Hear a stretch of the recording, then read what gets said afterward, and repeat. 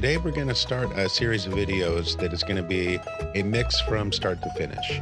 Now, this is a bluegrass project that Jeff and I recorded at Tower Station, and even if you're not into mixing bluegrass, there's still a lot to take away from here. I am no expert by any means on mixing bluegrass, but I learned a lot doing this project because the traditional bluegrass style is very raw. So there was a lot of great processing opportunities here that I learned a lot from, so I wanted to share that with you. So I'm going to go through this mix from start to finish, and I'm remixing it basically. I'm going to be doing it from scratch. But all the links to the band and the songs are going to be in the link below this video. So definitely check them out. These are really talented guys. This is Hancock and Shouse. That's Arthur Jr. there on the left on acoustic guitar, and that's Chris Shouse on the right there on mandolin. And then we also have an upright bass and a fiddle and a banjo.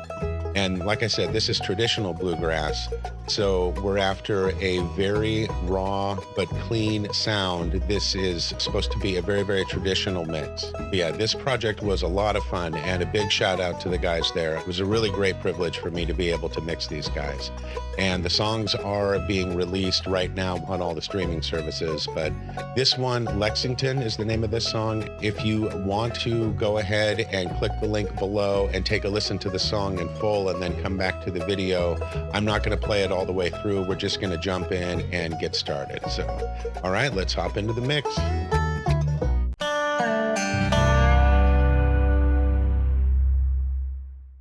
So what I've done here is delete basically all of the plugins from the original session, and I just have panning, basic volume set, and phase correction already completed. And if I have videos on phase correction if you're interested, and other videos about how to get a mix started, but nothing else has been done here. And I'm going to walk through each instrument as we get to them and tell you about the microphones and the setup. We have a nice isolated live recording here. There's no EQ, no compression yet, so let's take a listen here and then we'll talk about it. Lexington, take me home. Lexington, take me home. I got a twin bed, I got a one easy chair, I got a blue coffee cup that says Kentucky State Fair. Oh, take me home. And that was going into the mandolin solo there. I did keep some basic volume automation that's already on here, but only for things like the mandolin solo, which is muted until the solo, and then it drops back out. But in bluegrass, there's a lot of automation, but we're going to achieve a basic balance before we worry about that. And in bluegrass, there's also a lot of panning automation. As you could hear, the fiddle is quite a ways left, the banjo is quite a ways right, and there's a little separation between the acoustic guitar and the mandolin.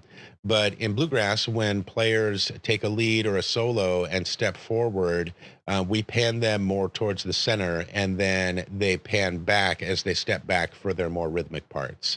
The mix is not going to start to come together as a rough until the automation happens, but where we're going to start right now is just basic EQ and compression and cleaning up tracks. I'm actually going to start with the upright bass. And you can hear we had a really nice recording, but there is some high mid clicky sound that came through on the neck mic. So the upright bass was recorded with a Neumann U47 down at the body, and we had an AKG 440 up on the neck. And so we have two very different tones coming from the upright, and it makes a really great blend. But on the neck mic, you can hear the high mid clicks.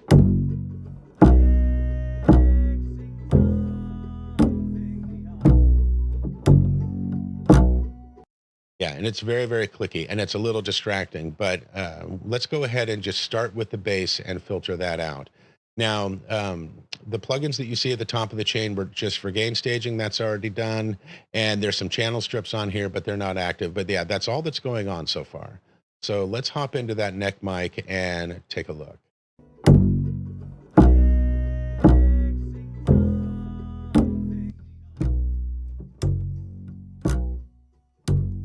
Yeah, it's right around 8K. There's just a lot of click there. So we're going to start by removing that click.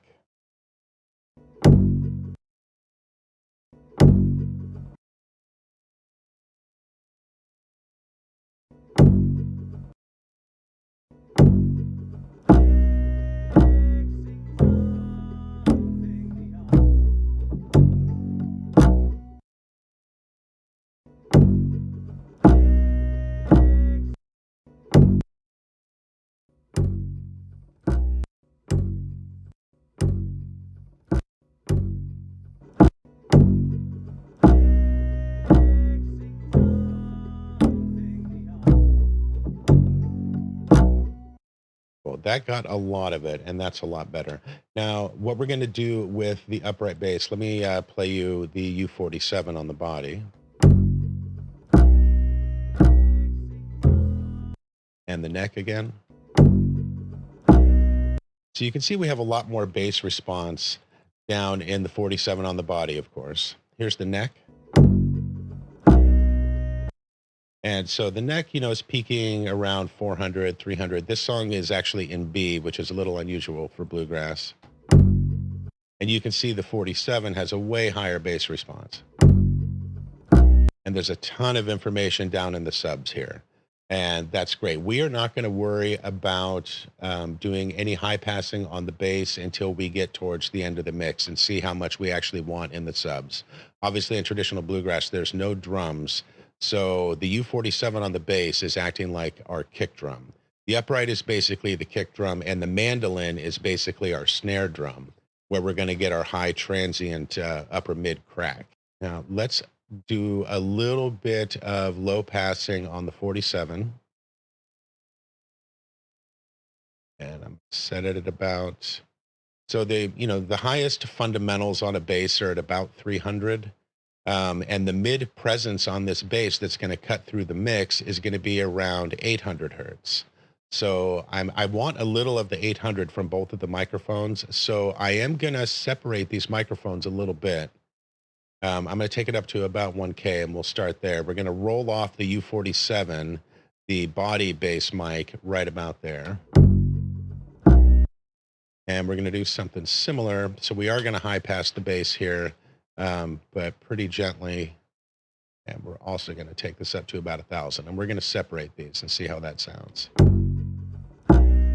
And then definitely going to do a steep low pass. We don't need anything above 10K coming out of this bass. I'll leave it at about 12 for now.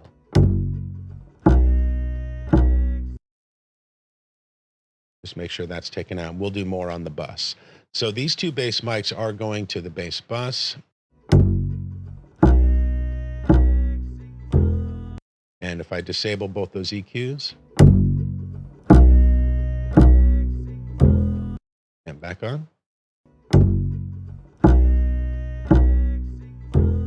Now, all of this was recorded through the Neve 5088, and the Neve is an absolute gem to work on.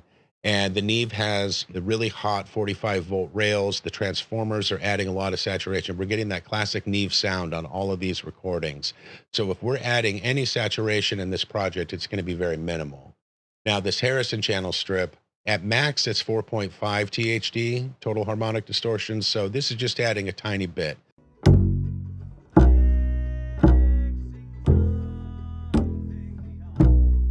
Yeah, that's great. It adds a little bit of warmth, and it starts to just kind of smooth out the transients a hair. So nothing much. Now, the leveler on the Harrison channel strip is actually really nice if you just tickle the sound. And I'm going to take the ratio up to about 2. Just keep it nice and gentle. There, just a couple dB of gain reduction. Now, we're going to want a faster compressor to grab those peaks. And I'm going to leave the low mids and everything alone right now. And the upper mid, like 800 hertz range, that's where the fingers of the bass are going to cut through the mix. We're going to come back to all of that. But I do want to take out a little bit more of that 8K range. So we will set the high band to peak instead of shelf. And let's try taking out a little more of that clicky sound.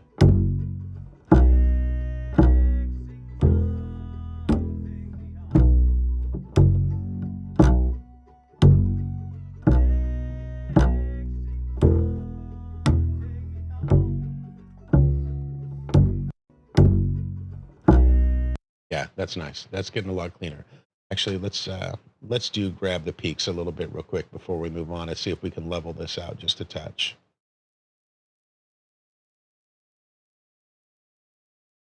So let's grab the peaks on this bass with the 1176.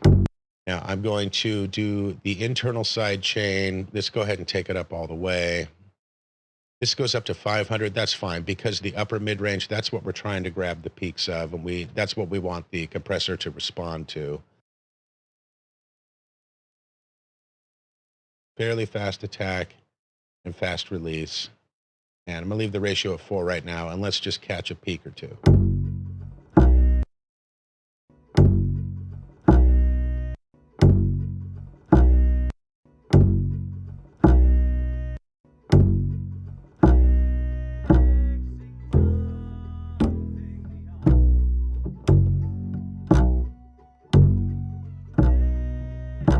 Bypass. Back on. And I'm just gonna do a little bit of output gain.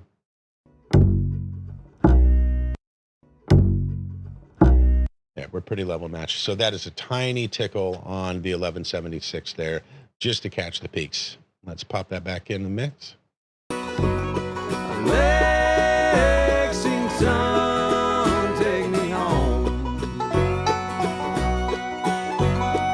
Great. And now that that high mid click has been reduced so far, we can actually turn the bass up a bit in the mix.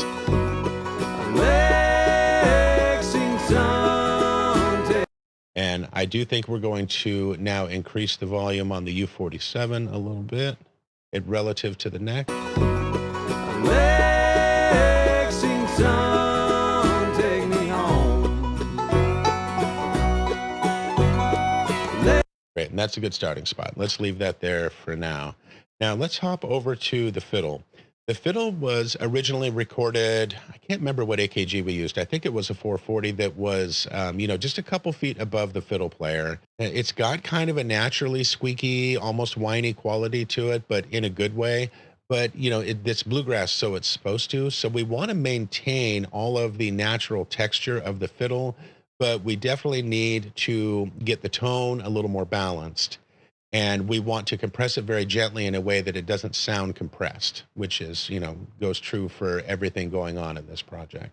So let's take a listen to the fiddle, but I'm going to go forward to the fiddle solo here.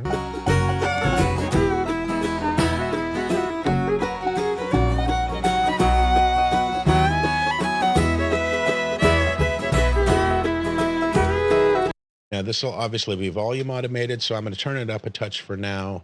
And let's take a listen to a little bit of saturation on the fiddle. Bypass.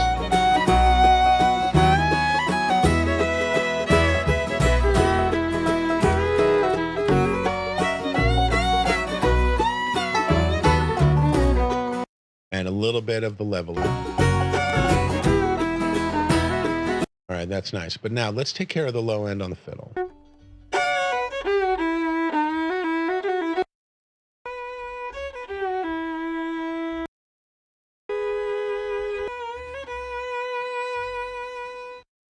If you are listening on a good system and you turn your volume up really loud, you're going to hear that the low end of the bass, especially if you have a subwoofer, you're going to hear that upright bass bleeding through a little bit in the fiddle mic. And that's easily solved with a high pass here.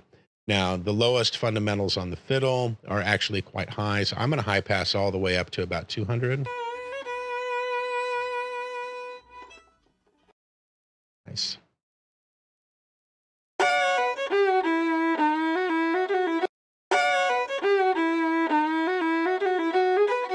Now, that squeakiness at the high end of the fiddle, I'm actually going to control with the dynamic EQ to keep it sounding really natural.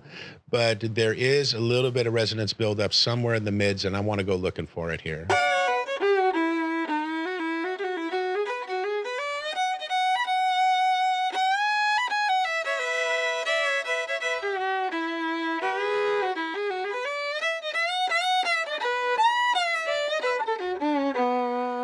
Yeah, so I'm going to take out about 3 dB at about, let's see, where were we? At about 300. And bypass that.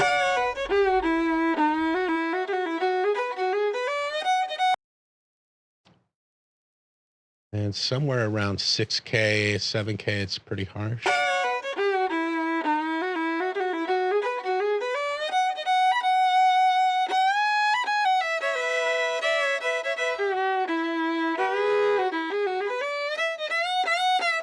Yeah, right around 7K, it's a little harsh, but I'm only taking out 1 dB because, like I said, we're going to control that with dynamic EQ. So let's take a listen to the fiddle without the leveler and the EQ, and with both.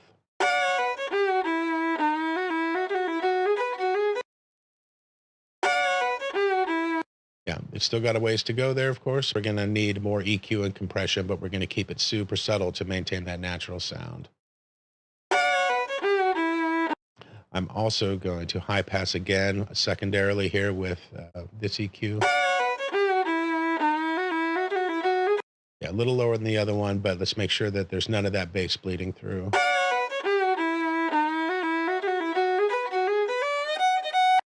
Now, the other kind of boxiness that's coming from the fiddle here is a little higher. I think it's around 800.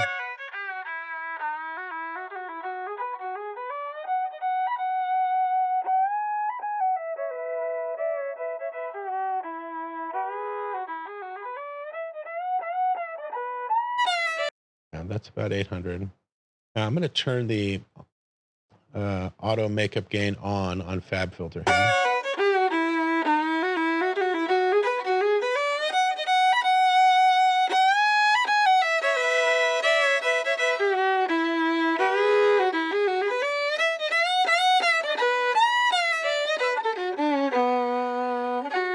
Actually, it's almost up to 1K.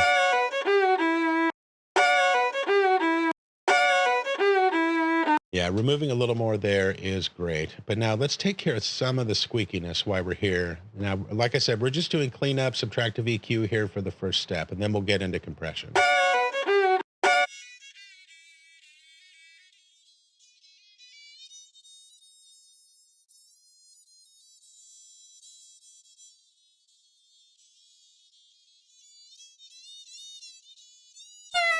Yeah, so at about 6.7 and at about 8,800, there's a lot of excess squeak, and I don't want to just carve it away with a static EQ, so we are going to dynamically control it. So it's only, it's only attenuating when the signal's too strong.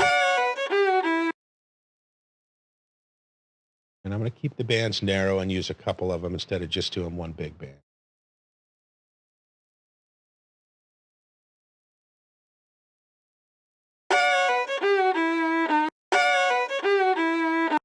Might be a bit much.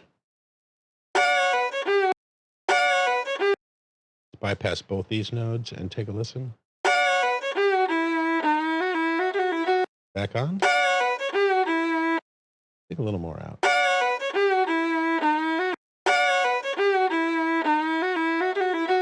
Bypass this EQ. Back on.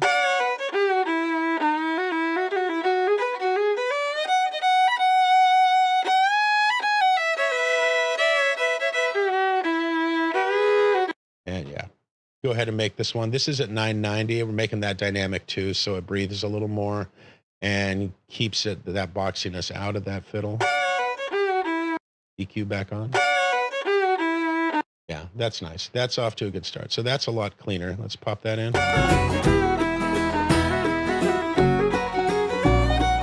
Okay, I'm going to bypass that EQ.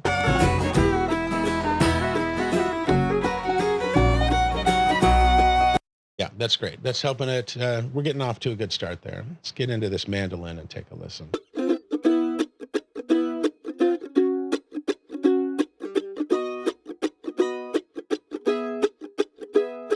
So we have a nice woody sounding boxy mandolin, and that's good. It's traditional sounding, and we want to maintain that.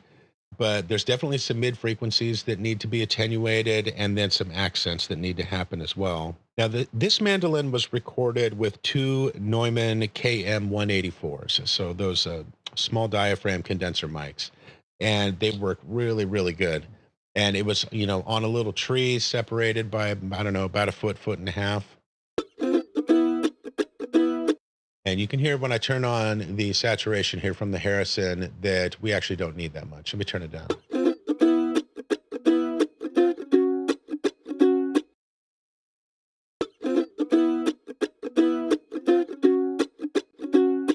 Yeah. Now let's go after the boxiness in the mid range.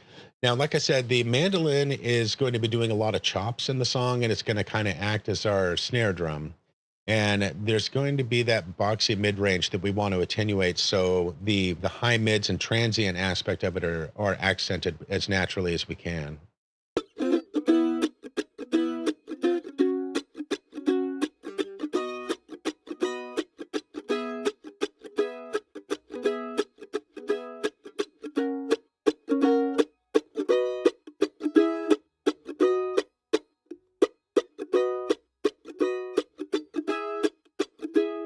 So that's taking out 4 dB at 472. Bypass? Yeah, it's almost like a tom drum where you just have that extra kind of woofiness that's going on in the mids that you just don't need. All right, and now let's high pass this guy up to at least 100 hertz.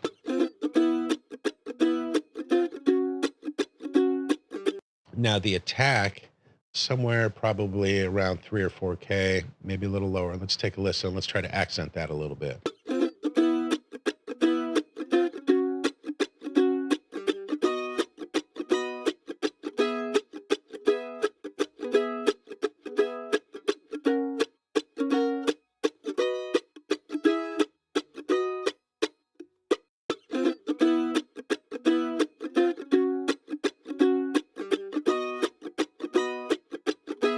Yeah, that's about 1.7K, and that probably sounds a little more natural.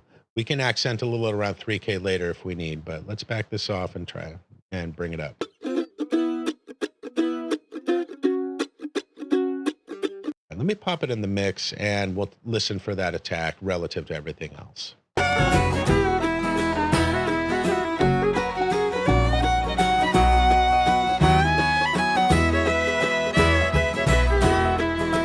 It's about 2.5 dB. EQ off.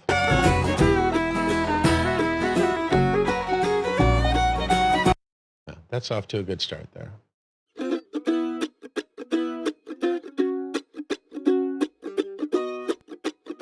Yeah, it sounds way better. So don't want to augment anything too much right now. And we'll come back to the mandolin. Let's hop over to the banjos.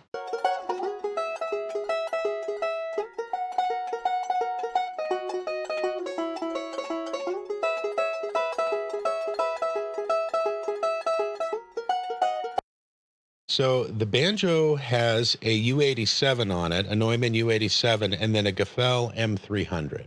All banjos are really spiky and transient, but this one was a little mellow. Let's listen to the two different mics.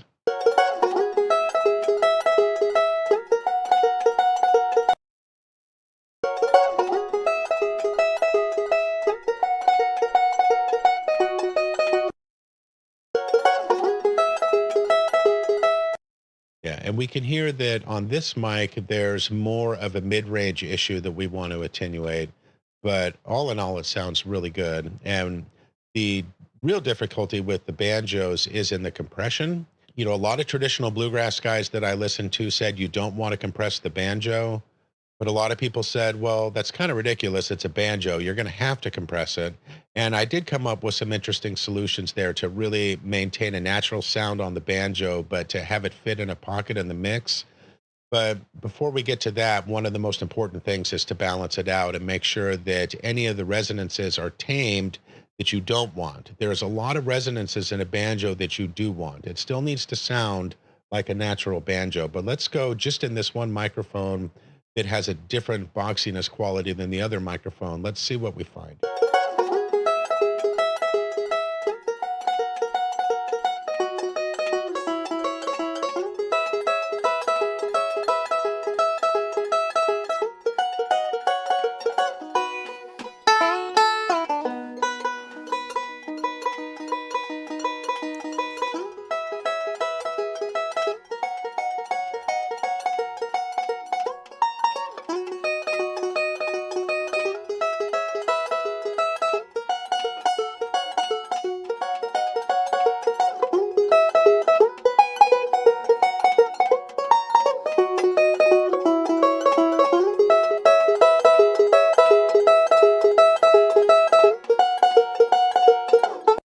Yeah, it is just above 400 hertz that I want to take out a little bit.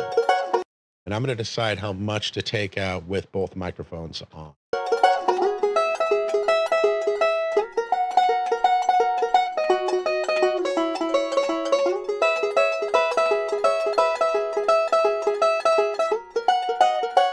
Yeah, it actually sounds good if we take out quite a bit, but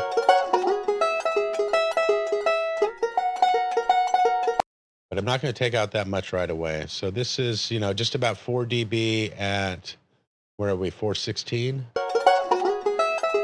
And let's bring a high pass up here to at least 100. That's 120.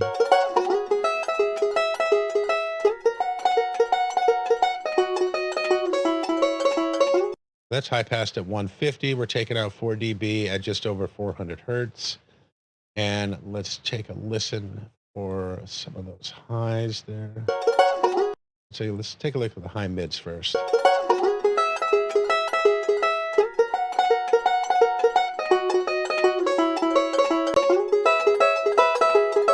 Actually, there's a little around 700. I just want to dip out. So that's 1 dB at 700. Let's hop over to the other one.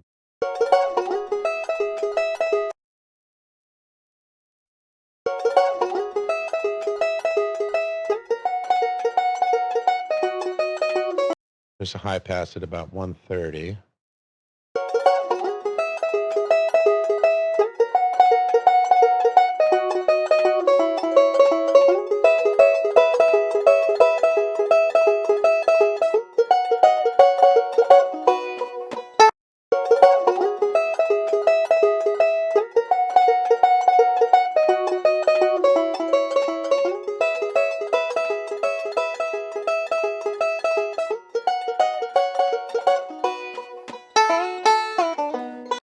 So on the other mic, now we have removed just about 1.8 dB at 629. Let me bypass this.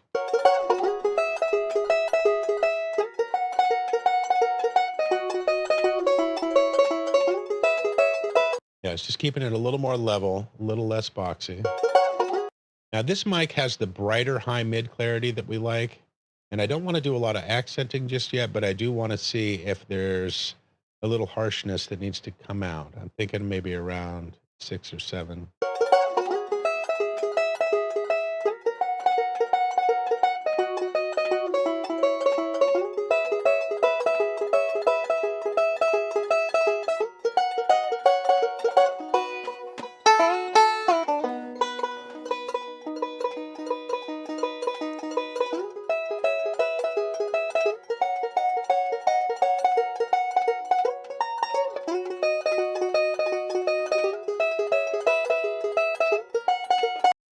Pop this in the mix before I commit to that.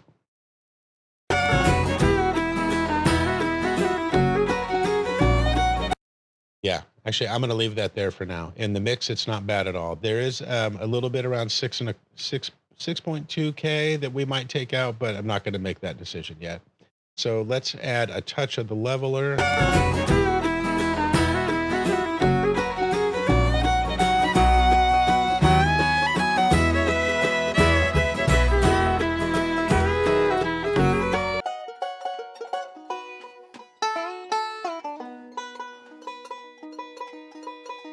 Yeah, we can barely see any gain reduction there, and I want to get most of the compression on the banjo a different way, so we're just going to barely touch it with the leveler with a really gentle ratio, and we're going to call it quits there. So let's take a listen to the banjo with these channel strips bypassed.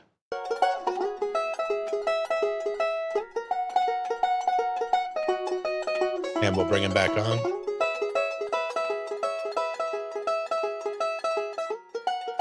Yeah, nice. We've done very little to it, but it's a basic balance that's starting to come in. We've moved a little bit of boxiness out of each microphone. We've high passed it and just, given it a hint of compression, but, we still got a ways to go, but that's just a basic start on the banjos. So let's listen to our whole mix now here, and then we'll get into the acoustic guitar. A twin bed, I got a one easy chair, I got a blue coffee cup that says Kentucky State Fair. Whoa,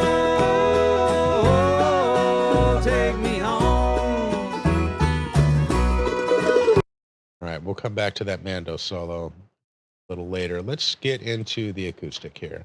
Now, the acoustic was only recorded with one mic. On a lot of this project, we recorded with two mics on the acoustic, but not on this song.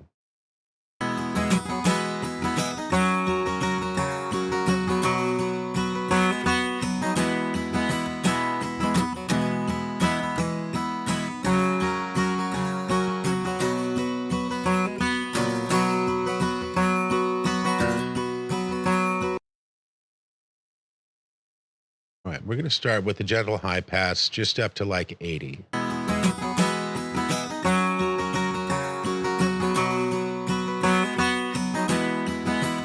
Now, a lot of times with acoustics, there's a little bit of low mid or somewhere 200-300 that we want to remove. But I'm actually going to start with high mids.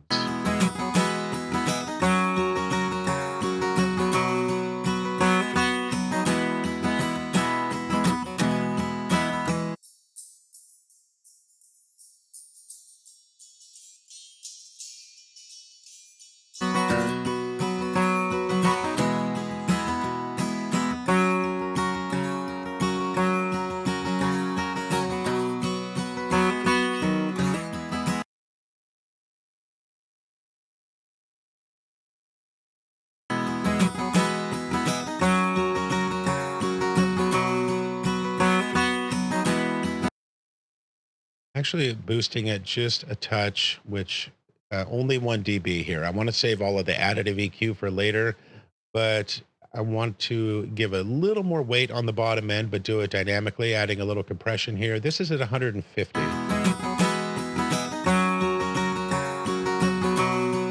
And then I think we'll have to take less out of the low mids.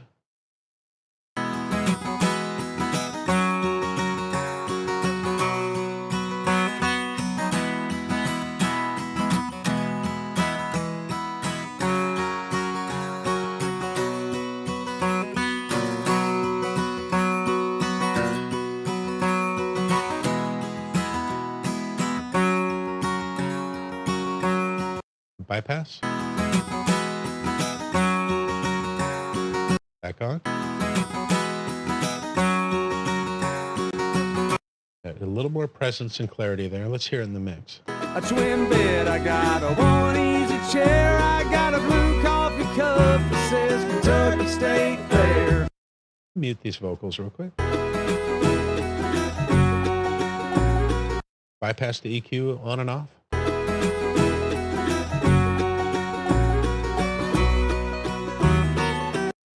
Actually, I want to hear it with the auto gain on so it's more level matched.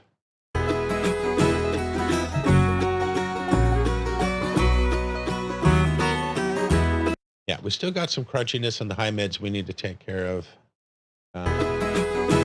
But it's definitely it's a lot more present and clear now.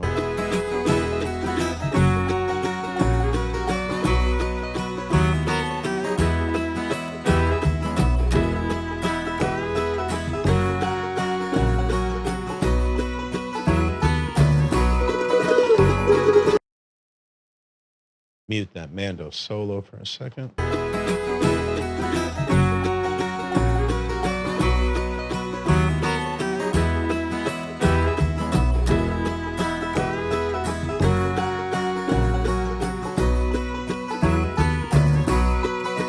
Yeah, right around 3,300 there.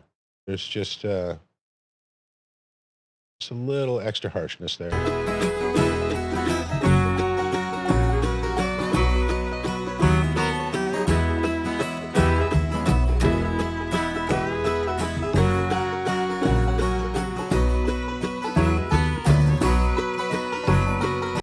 A little high shelf at about 16, 17K.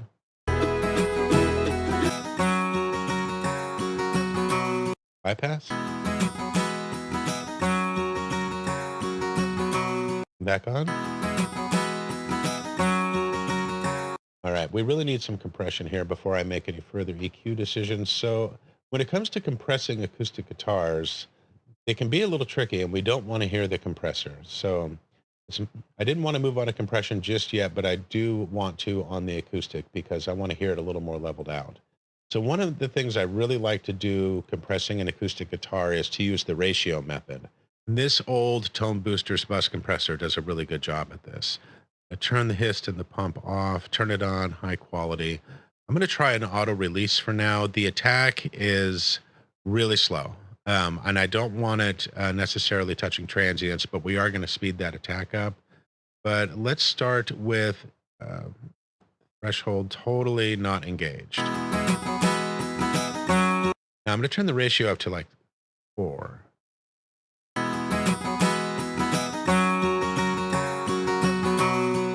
And you can see right here, there's a tiny bit of gain reduction going on that's basically just from the ratio.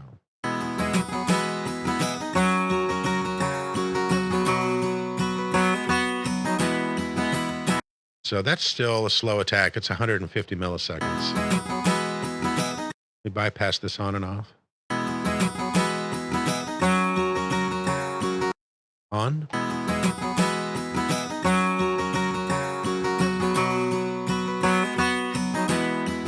So I think even on the loudest notes, we're not even getting half a dB of gain reduction, and it's super gentle, but it's very transparent. We're not there yet, but you can barely hear that that's working, but it's just a tiny bit of ratio compression. Now, another awesome thing on acoustics is actually a little upwards compression, which we could do, but also a little bit of a maximizer can really level out in acoustic.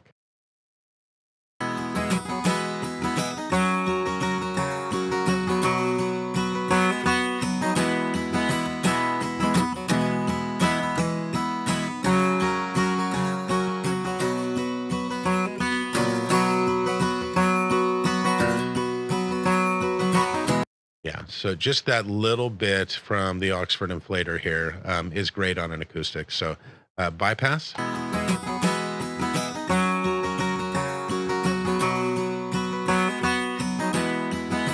Yeah, just listen to the dynamics there, the quiet notes versus the loud ones.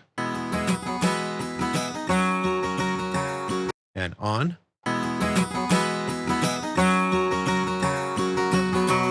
Yeah, see, that's a really natural sound by basically boosting the quieter stuff and making it louder instead of squashing it with top-down compression.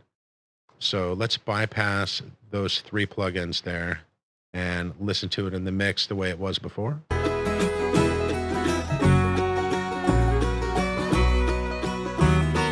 then I'll bring them on.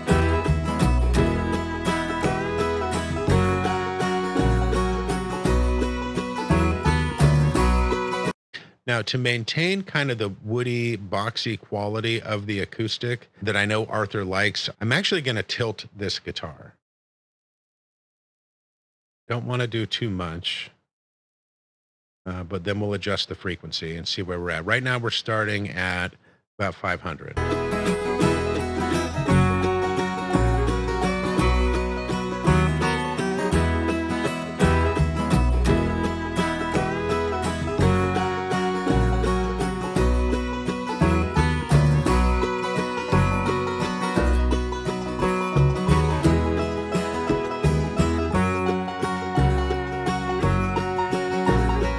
Let's bypass the tilt and go back and forth.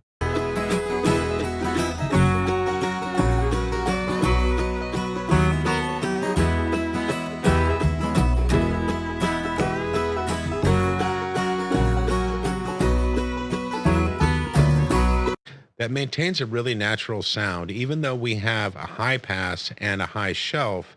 Tilting the entire equation here just kind of helps bring up the lows and the mids. Without augmenting the sound of the guitar. It maintains it really, really natural. Let's hear that again.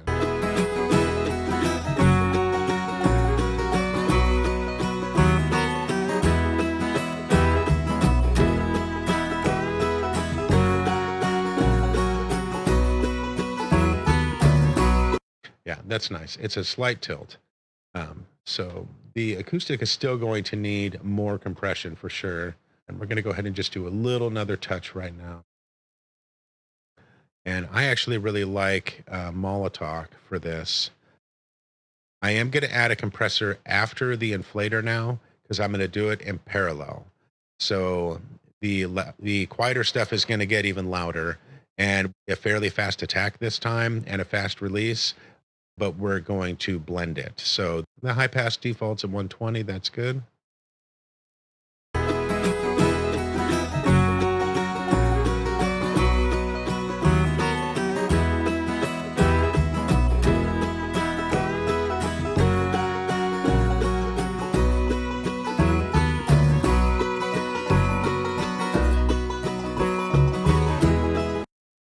Yeah, so I got a pretty fast attack, and I'm adjusting the release so it does release musically. You can watch the needle, and we got this like 3/4 swing fill here, so we want the release to recover pretty fast.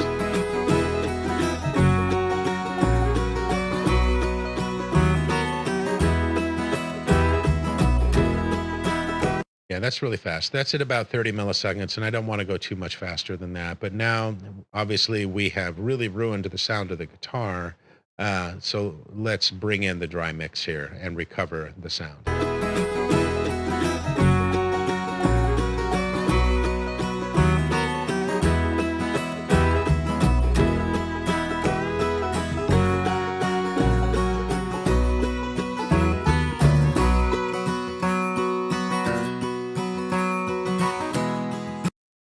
Bypass.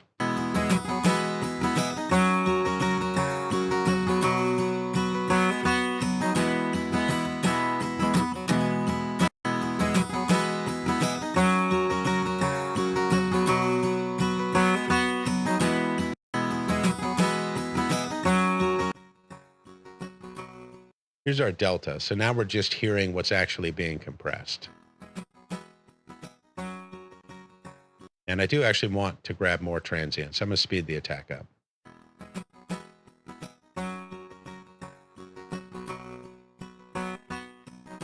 Let's try that.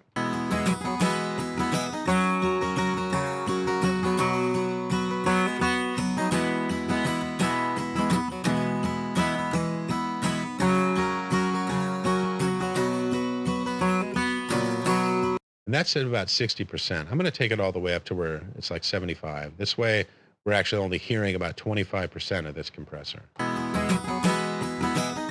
I'm going to lower the ratio down a little bit from 4 to like 3.5.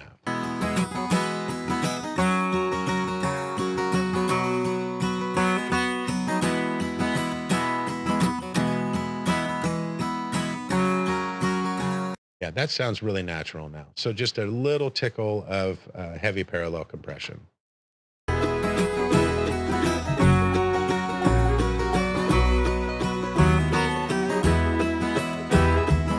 All right, that's sounding pretty good. And like I said, we'll get to the mandolin solos later. Now, the mandolin is definitely going to need upwards EQ, and we're going to have some work to do there. But I also want to get some heavier parallel compression on the mandolin, and I want to dial in that attack setting so that scrape of the mandolin that's kind of acting as our snare drum, we want to get some cut coming through there. And actually, I think I'll do that with an 1176. Let's get some chop out of this mandolin.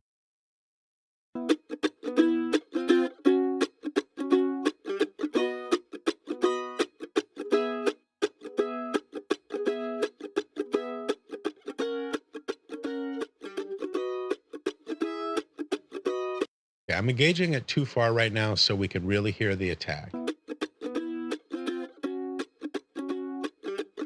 right, now let's back it off and just hear it on the top of the transient there.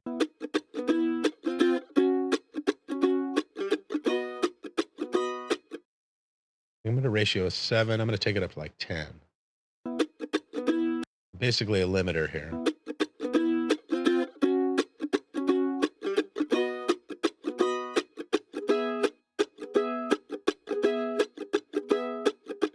Actually, you can go for a real fast release.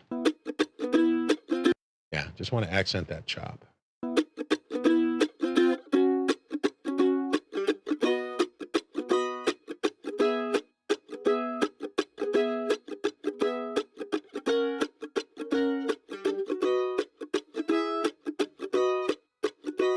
All right, so you can hear that we've really cut into the transient of the mandolin, and it's not very pleasing at the moment. but we've really accented the scrape and, that kind of scratchiness on the forefront of the transient. So here's all the way dry and all the way wet. Yeah, so let's blend a little of this in.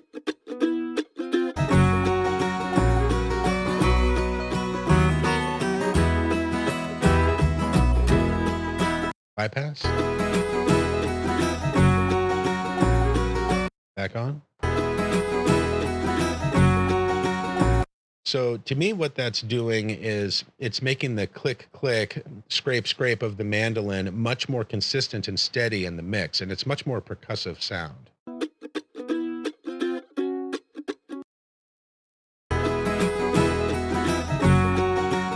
Bypass. Back on. Yeah, that's really going to help with like a steady presence of the mandolin in the mix. And since we have the mandolin solo separate, we're probably going to do different dynamics there. But I just wanted to get that transient presence on the mandolin under control here before we move forward. I kind of want to dig in a little further.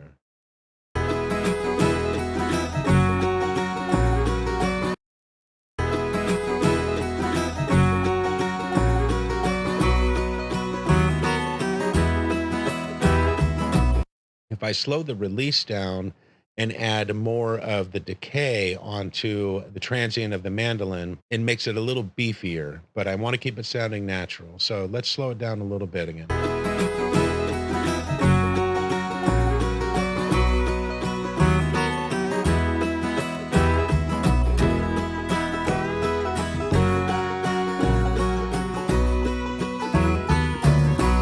Yeah, that's nice.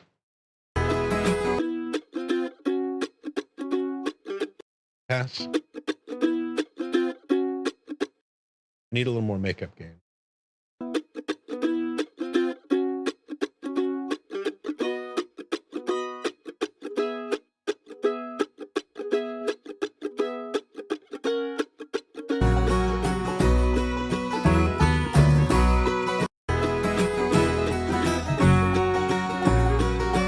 Yeah, when I bypass the 1176, the mandolin comes forward, but not in a good way. Its natural setting in the mix needs to be a little more controlled. And I want a little more of the high mid transient cutting through. And I don't want the boxiness part of the transient cutting through like a snare drum. And the 1176 has fixed that to a big degree. So let's listen to it again without it. And with. Yeah, it did some tone shaping on the low mids, which is really nice. And the high mid tone shaping that it did, it helps it cut through the mix. So that worked really good. That's sitting there nice and pretty now. All of these still have a long ways to go, but we're getting a basic structure where things are starting to fall into place. So this is great. Now we do need to do a little work on the vocal here. So let's start with just some basic subtractive EQ on the vocal to add some clarity. A twin bed, I got a one easy chair, I got a blue. Now this is Chris Shouse. Like I pointed out at the beginning, the mandolin player singing. He's got an awesome voice, and we recorded him with an old vintage U87. I think it's that one that Jeff has that's in a Telefunken frame. It is an old vintage mic, and you can tell between this old mic and the Neve that there's just a lot of natural color and saturation on Chris's voice. It sounds awesome, and we definitely want to maintain all of that. A twin bed, I got a one easy chair, I got a blue coffee cup that says Kentucky State Fair. Yeah, and it's nice. The sibilance is not bad at all. We're gonna need to do a little bit of control, but there's nothing on here so far. There's no de-esser or anything. This is raw. So let's high pass him up. A twin bed, I got a one easy chair, I got a blue coffee cup that says Kentucky State Fair. Whoa. That's at about 90, so we can definitely go higher, but I want to maintain all that bass in his voice. Now let's gain match the EQ and take a little out of the muddy For Chris, it's probably going to be about 300, maybe 250, which is kind of that masking region. A twin bed, I got a one easy chair, I got a blue coffee cup that says Kentucky State Fair. Whoa, a twin bed, I got a one easy chair, I got a blue coffee cup that says Kentucky State Fair. Whoa. Yeah, right around 250, which is really common, especially on a male vocalist. So let's bypass the EQ. A twin bed, I got a one easy chair. Back on. A twin bed, I got a one easy chair, I got a blue coffee cup that says Kentucky State Fair. Whoa, a twin bed, I got a one easy chair, I got. I'm gonna do a little bit of sibilance control up here. Need much for right now. A twin bed, I got a one easy chair.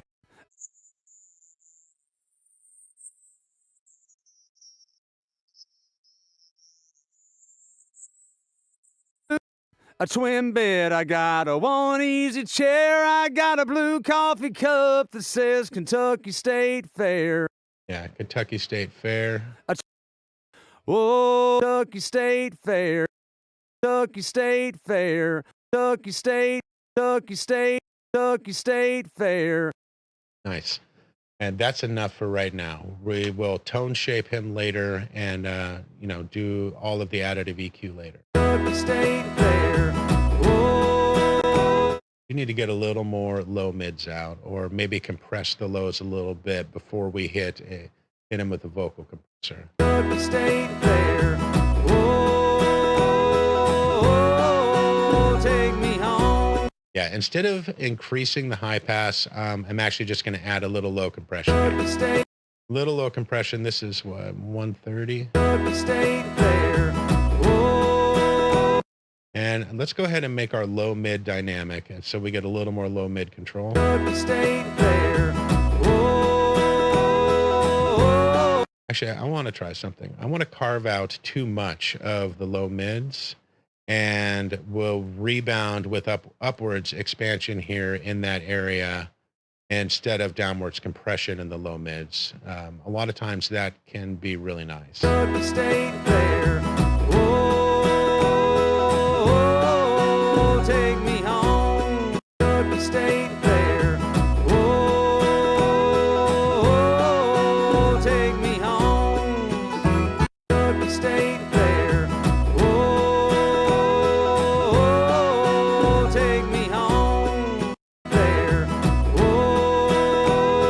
Whoa, take me home.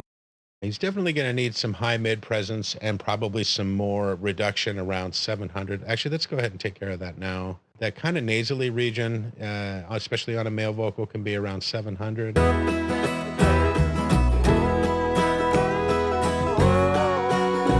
me home. Kentucky State Fair. Whoa, take me home. Kentucky State Fair. Whoa, take me home. So that's 760, and we're not actually doing any gain reduction there. We're just doing it with compression, just dynamic EQ there. Kentucky State Fair. Whoa, Okay, bypass EQ, Kentucky State Fair. Whoa, back on. Kentucky State Fair. Whoa. Yeah, when we add some air and some high mid presence around 2.5, 3K, then we'll get more articulation. But for now, just doing this as subtractive EQ has really brought the presence out of his voice and removed the boxiness and woofiness that's in the low mids. Kentucky State Fair. Bypass. Kentucky State Fair. So this is the original recording here. I got a twin bed. I got a one easy chair. And EQ on. I got a twin bed. I got a one easy chair. I got a blue coffee cup. Yeah, we might even do a little de-esser there, but that's off to a good start. I got a twin bed. I got a one easy chair. I got a blue coffee cup that says Kentucky State Fair. Whoa.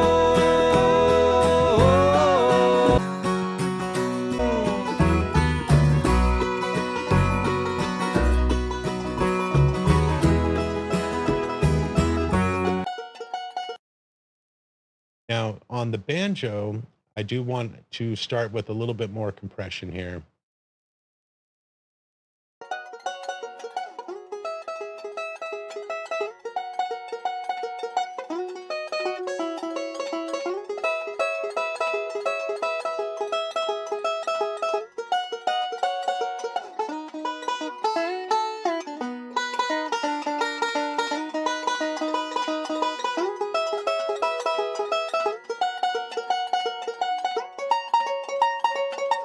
So now we have some parallel compression on the banjo with a slower attack. We're at 26 milliseconds and a pretty fast release, and it's set to opto style and with a ratio of 4, but we got a good blend in parallel.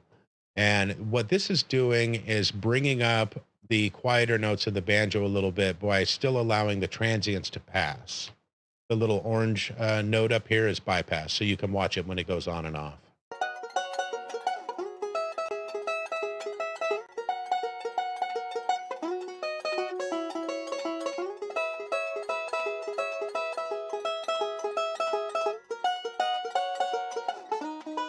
I should want a little faster attack than that.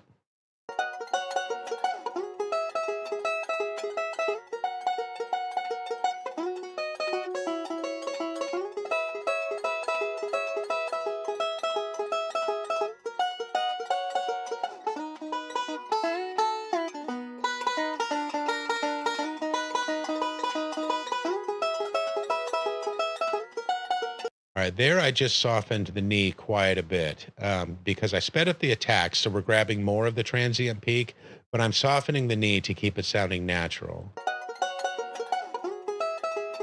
And we're getting maybe three or 4 dB of gain reduction, but we're running in parallel here. So we're running about 40% compression.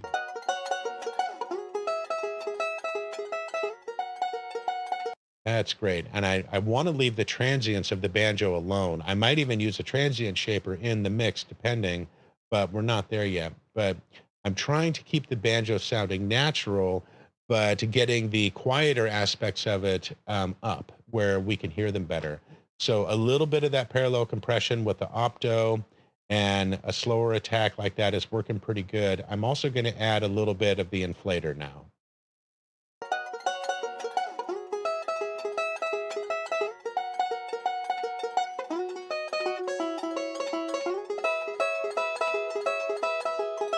I'm going to turn this curve down because it tends to get a little bright. Bypass.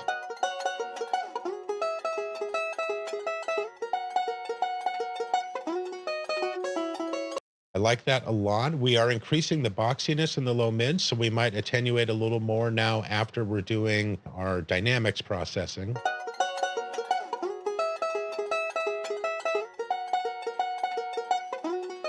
All right, so now we're going to bypass the compressor and the inflator.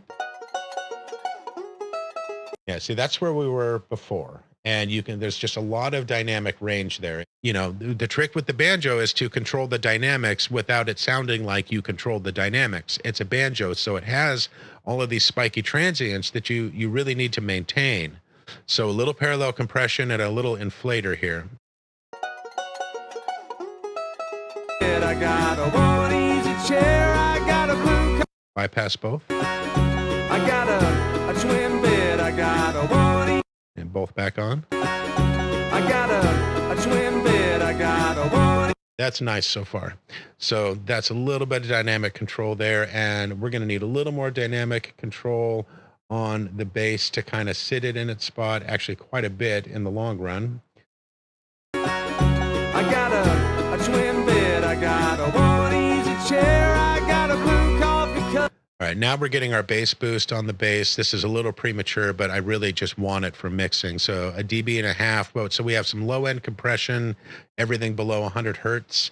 And then we have 2 ranges of expansion here going on, and then the lows and low mids. But they have different attack and release times. I got a twin bed, I got a one easy chair. You bypass this.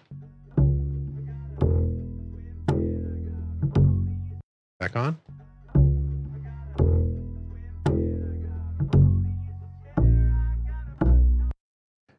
this highest band here starts at 589 and just goes up to just over 2K. And we have a lot of upwards compression going on there, and I think I'm going to alter that. I'm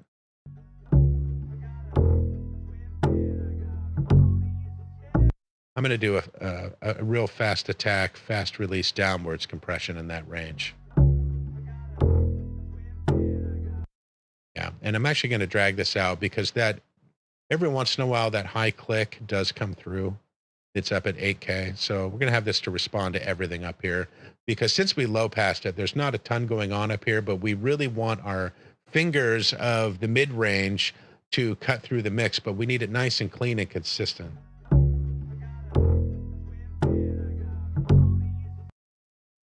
I'm going to slow the release down, see if it sounds a little more natural.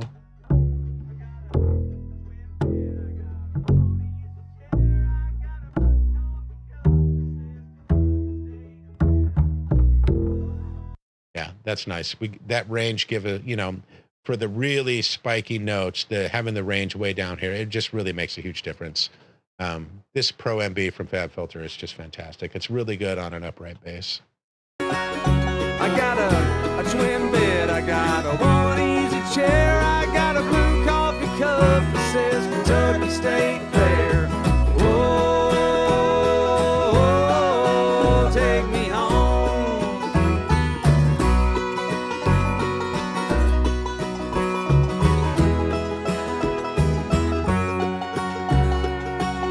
All right, so we're off to a good start. The mix is coming together. Things are starting to find their little holes where they live. Before we go any further with Bluegrass, we really need to dive into the volume automation. Before we do any EQ that is fitting things around each other, including any boosting, and before we do any further compression decisions, we really need to just volume automate the mix. Bluegrass involves a ton of volume automation, so we'll go ahead and call it here for the day, and then go ahead and make sure you're subscribed and you got the bell clicked for notifications so you can catch the next one of these. The next video, when we pick back up, we'll start right here where we left off, and we'll start automating this mix and move forward from there.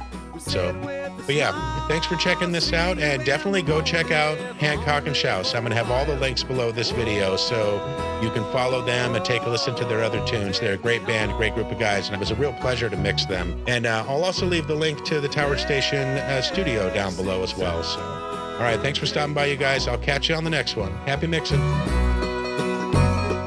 Lexington, take me home. I've got a twin bed, I got a one easy chair, I got a blue coffee cup that says Kentucky State Fair. Oh, take me home. I said,